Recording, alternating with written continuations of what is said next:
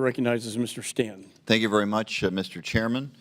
I represent Arizona. Arizonans know all too well that the situation at the southern border is unsustainable.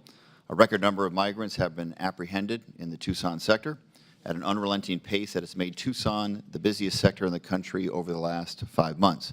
Agents in southern Arizona apprehended more than 15,000 people last week alone. I spoke earlier today with CBP agents in the Tucson sector. Their message to me, the message to Congress is additional resources cannot come quickly enough. They're triaging, leaving interior checkpoints unmanned and surging staff to deal with the influx of migrants.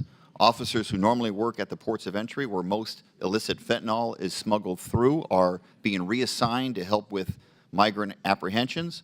Without adequate staff, vehicle processings have been reduced at ports of entry, which is devastating to Arizona's cross-border economy. That's why for months I've been calling for more federal resources to support border communities. This administration has sent this Congress a request for more than $13 billion to hire 1,300 more Border Patrol agents, upgrade technology, and 1,000 more agents to catch illicit fentanyl, to hire 1,600 asylum officers, and almost 400 new immigration judge teams to quickly adjudicate asylum cases, all to ensure a safe, orderly, and humane border. And more than $1.4 billion of that would go to replenish the Shelter and Services Program to help ease the burden on overstretched local partners.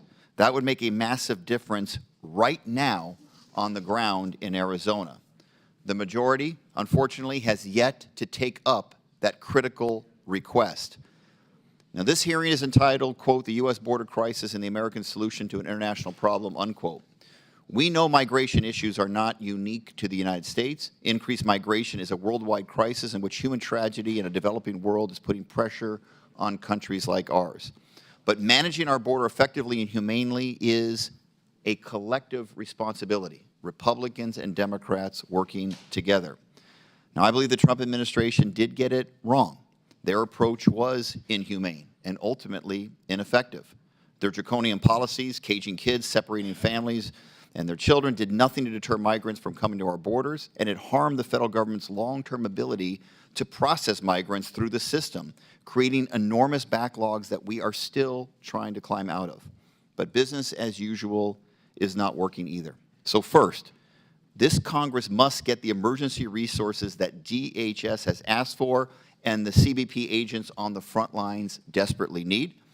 Then this body needs to get to work on real comprehensive immigration reform that secures our border once and for all, fully enforces our nation's immigration laws, reforms our deeply broken asylum system, and safeguards it from abuse, and addresses the root causes of migration from countries in Latin America. And while we do that, this committee cannot lose sight of how important our trade and economic relationships are with Mexico and Latin America. We can't afford to lose or ignore the enormous economic benefit they bring to the United States, particularly border states like mine of Arizona. It's going to take an all-hands-on-deck, all-of-government approach, and I am ready to roll up my sleeves and get to work with our Republican colleagues. And I hope my colleagues on both sides of the aisle feel exactly the same, because the people most hurt by Washington's gridlock are those border communities, and they simply can't wait any longer.